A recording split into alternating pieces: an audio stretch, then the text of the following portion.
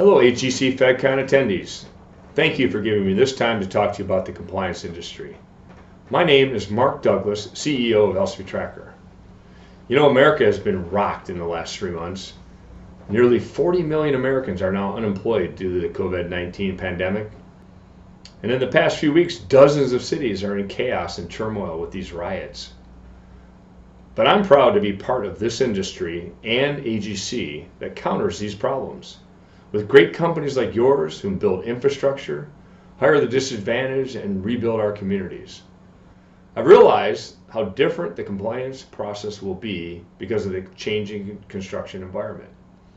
So with that being said, I gathered a panel of your peers from general contractor firms to discuss their challenges as well as innovative ideas to help navigate these issues. So without further ado, let me introduce my guest panel. First off is Alan Gershenson, Director of Corporate Government Compliance for McCarthy Construction. Also with us is Angela Barry Robertson, Director of Diversity Contract Compliance for Ferrovial Construction US. And third, Dave Golden, Senior Vice President and Chief Information Officer for Clark Construction Group. So welcome, say hello to the audience. Hello. How's everybody doing? So why don't we get started with the first question, and I'll direct this to Alan, and then fill in as you see fit the other panelists. Alan, what are some of the challenges you currently are facing in the construction compliance arena? Thanks, Mark. I appreciate it. Current challenges. I think the one that jumps out right now, and I wouldn't view it as a quote unquote compliance nightmare, is the lack of consistency or the consistent inconsistency across the country as it relates to regulations on a state, local, and federal level. It's a constant change. I mean, employee privacy issues are key. What happens when someone hypothetically comes into the office and gets their temperature taken? Do we now apply HIPAA to non-HIPAA companies? What happens there? I think another thing is as it relates to upstream and downstream, I guess, dependencies. Clients on an upstream end, are they able to pay and be able to take care of things on a day-to-day basis as it relates to your projects? And then on a downstream, what about your suppliers? What can you do to help support them in that manner? And then I think the last one is the remote work environment, which is brand new for a lot of people. What kind of agreements do you or don't you have in place with your teams? And how do you manage that? What kind of trust level do you have with your staff? What about security from a cyber standpoint of working at home? I mean, think about all the junk email you get at home from PayPal and everybody else telling you that you've won the lottery. What happens when people try to start accessing work computers and work software programs from home? And what about company assets and bringing things home and understanding where those assets are? And then lastly, transitioning back in the office to when your staff feels comfortable. And what does that look like? And how do you handle that when somebody comes into the office and has an issue with somebody who may or may not want to wear a face covering, or you might have seen them outside the workplace doing something that you're not comfortable with? So I think we've opened Pandora's box to a number of different issues. I don't know, what's the rest of the team think about that? Well, compliance for me is, and where we're dealing with now, especially on the civil rights perspective, which is the compliance that I oversee, it's really difficult. I can tell you the biggest change right now is that with the level of compliance, outreach and interaction with people and working with the communities and the stakeholders, that is just pretty much gone virtual, some of it non-existent because of the lack of resources. We've already been submitting, documentation through an electronic basis, but with the level of people using the basis, sometimes they're stuck. There's all kinds of IT problems. Sometimes deadlines are missed because of hiccups at homes. I mean, everybody's home is not the office. And so not being in the office really does lead to that compliance. Dave, I don't know if you've had a different experience. No, I think, Angela, I think good comments. I think you and Alan both covered a broad range of issues that we're all facing. Alan had talked a little bit about the complexity that we deal with on the differences between the states, which is on the wage side and the payroll compliance side. And that is absolutely true. One of the big concerns that we have is with all the different touches, the different complexities between the states or differences between the states, how do we keep that data secure? That's one of the things about that actually it drove us to looking closely at products like LCPtracker. It gives a cloud-based product, cloud-based application where the teams can work together out of one source. Same terms, same definition, same fields, functions, same source.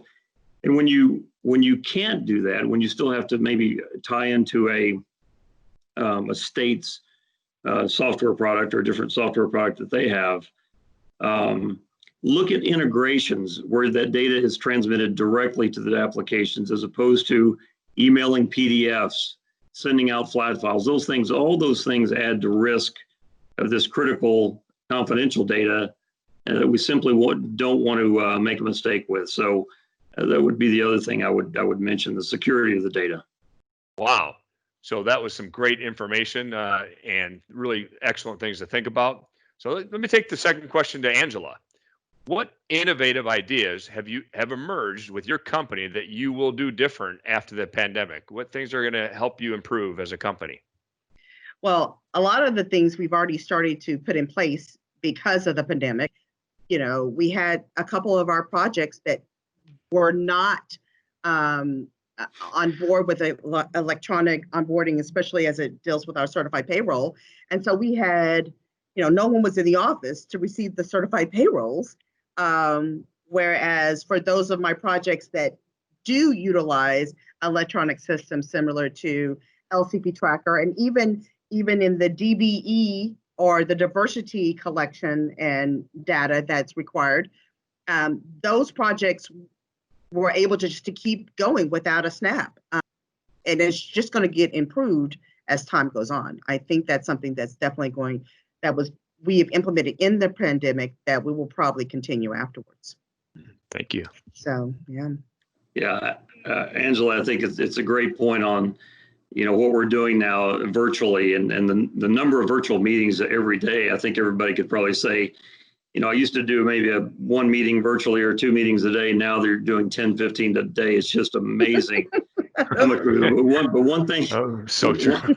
One thing that we will, I'm confident that pretty sure one thing we will not do is take for granted the time that we had in person together. Yes. Because that's, I think everybody misses being together, and virtual can get you a long ways, but it just doesn't replace that time together. Mm-hmm. One of the things that we've, from an improvement standpoint, that we've come up with, or we found on the construction process, we were concerned on the construction process about how do we keep our projects going? How do we keep meeting our schedules with the inspectors not come on site and do inspections?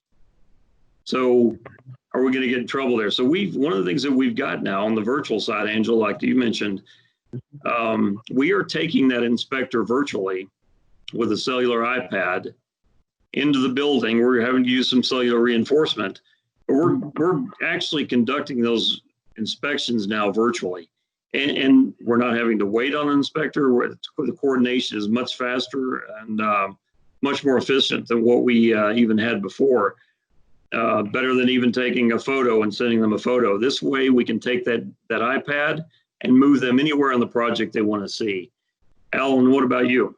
I think this whole pandemic has forced us to learn to be a little more flexible in how we do things and how we communicate. We're used to traveling, and travel bans, we're not essential when it comes to travel, right? You're talking about virtual inspections or Zoom meetings. But what about tools to train and educate? When I moved into compliance, I said, I want to move into compliance because I want to help coach people. I'll go back to athletics, right? And an athletic background, even though I may not look it now. I mean, I enjoy coaching, and I think that's a lot of what compliance is about, and developing tools. And I could say that's one thing I've really liked that we've done as an organization, is come up with tools that simplify some things that may have been done on face-to-face basis, where someone's got a quick reference tool where they can look at something on a job site, because you're not flying across the country to do training to a job site of 40, 50 people. How can you do that training and be effective? Is it a toolbox training? Is it something among a small group in the field as they go out?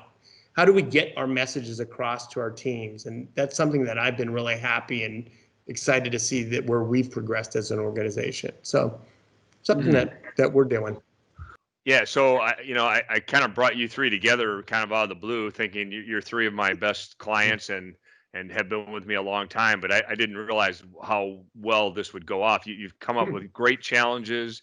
You talked about some really awesome, innovative ideas. Final question. Let me pose this to Dave, and then others chime in.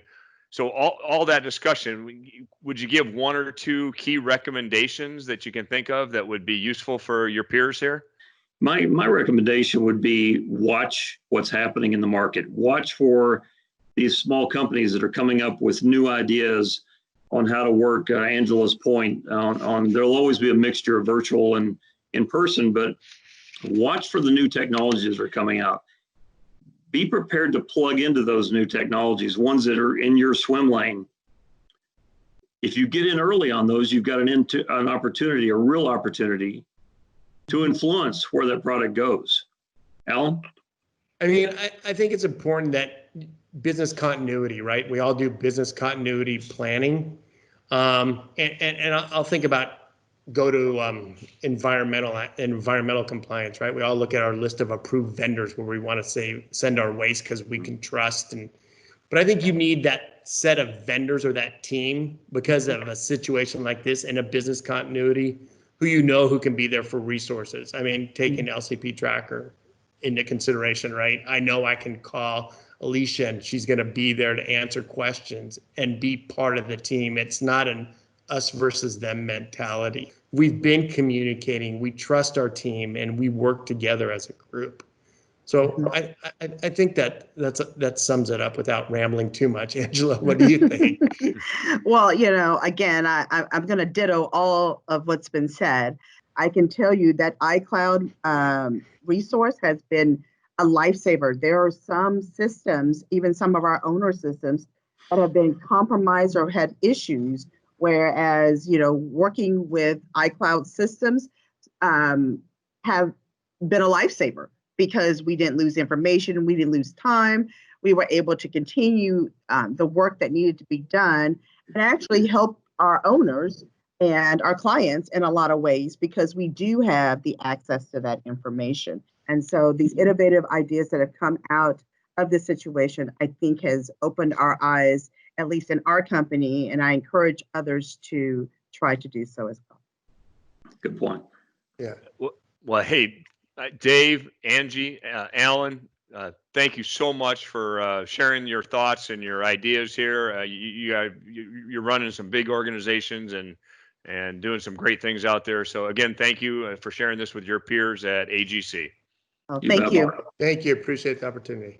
Appreciate the opportunity as well. Thanks. All right. Bye-bye. Bye-bye. Bye-bye. Take care.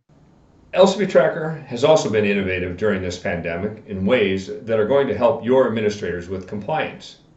As many of you know, we had to postpone Ignite, our annual training conference, until November, where close to 600 attendees participated last year. So we improvised by creating a new on-demand online training program called LCPtracker Academy. There are over 70 online classes covering labor laws and software technology. Your compliance managers can earn 4 different certifications from their home office. We also announced a phone app called Daily Reporter, so you can have subcontractors submit their dailies online every day from their phone. LCPtracker is going to continue to innovate to make it easier for you and your staff to be compliant with the labor laws of this nation. Lastly, again, I want to thank you for trusting us to provide your staff with the tools they rely on every day. Have a brilliant Fedcon. Bye-bye.